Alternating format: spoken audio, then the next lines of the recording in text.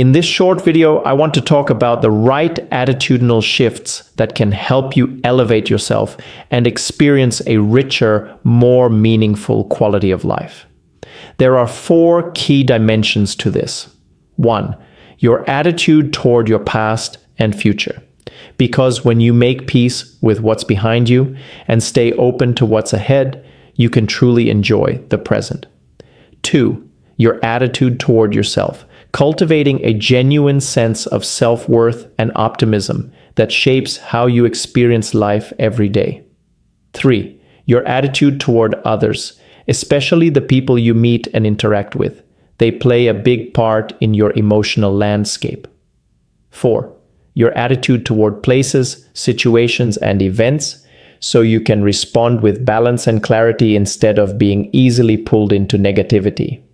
Let's explore each of these in detail. Stay with me till the end. It's going to be worth it. What if I told you that your attitude is the most powerful tool you carry? And yet, most people never learn how to sharpen it. You see, attitude is not just a mood. It's not just about being positive and slapping a smile on your face. No, it's a strategic lens, a perspective you can train, refine, and completely transform. And the best part? There are only 4 ways you need to master to fix and elevate your attitude. Let's break it down. 1. Fix your attitude towards the past and future. Your past is not a prison. It's a classroom. You can't change anything that happened, but you can change the way you feel about what happened. If you are haunted by shame, regret, and guilt, it's time to change that. We need to make peace with the past, forgive, learn, release. That's how you create space for joy. If you clear the junk, then you have space for good things. Some of us are sucked into the past like old tapes replaying, but some of us are just imaginative about future, especially in a miserable way. If you're constantly obsessing about what might go wrong, you're missing the magic happening right now. Life isn't lived in the rearview mirror or the fast lane ahead. It's in the moment. So lighten the load and live the now. Life is happening to us while we are busy making the plans or while regurgitating the past. Remember, every day is a blank canvas, waiting for you to paint it with purpose. How we perceive our past and the future determines what we feel and think in the present. 2. Fix your attitude towards yourself.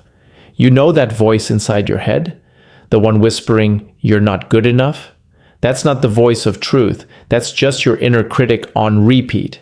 Here's the deal. You don't have to believe everything you think. Your self-talk sets the temperature of your entire emotional climate. If you speak to yourself with kindness, clarity, and courage, you become unstoppable. Be your own coach, not your worst critic. When the pressure's high, don't fall into blame. Step back, breathe, and be the friend you've always needed. You hold the pen. Write your inner dialogue like a love letter to your future self. Being kind to yourself is the best way you can treat yourself with respect. Instead of using harsh language to punish yourself constantly, be observant to your thoughts and deeds and like a coach with encouragement and corrections to get better, because your attitude towards yourself will determine how others see you, perceive you.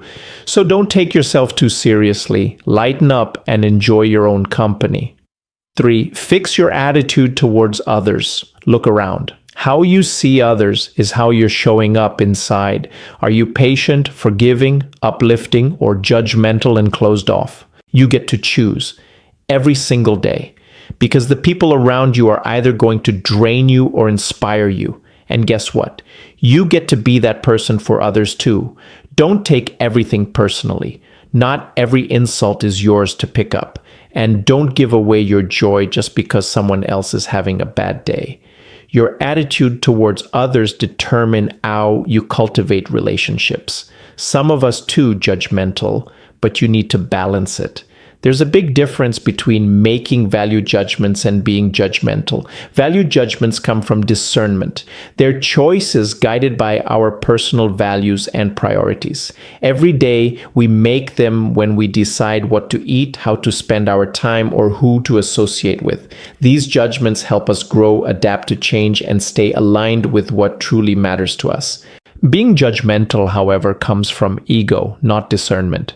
It's when we assume our views are right and others are wrong. This isn't just a matter of wording. It's an entirely different mindset.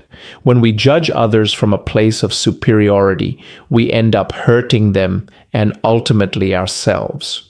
What the world needs is kind people who are respectful of others, and practicing it with the right people, you will get to know that it's the best way to fix our attitude to other people. So plant kindness. Watch what blooms. 4. Fix your attitude toward places, situations, and events. Every room you walk into has energy. But here's the secret. You're not a thermometer. You're a thermostat. You don't just absorb vibes. You set them. Bad day, bad news, tough crowd, you still get to choose your attitude. Stop being a sponge and start being a sculptor. You decide what shapes you. And hey, what you consume consumes you.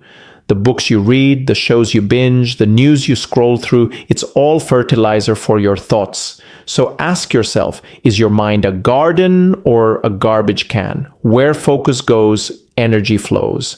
Be the conductor of your mental symphony. Even when the world hands you sour notes, you get to compose the melody. You're not a passenger in life.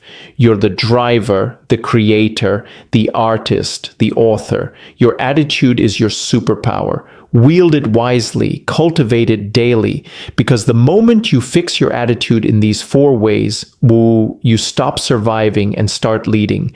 And that, my friend, is where transformation begins.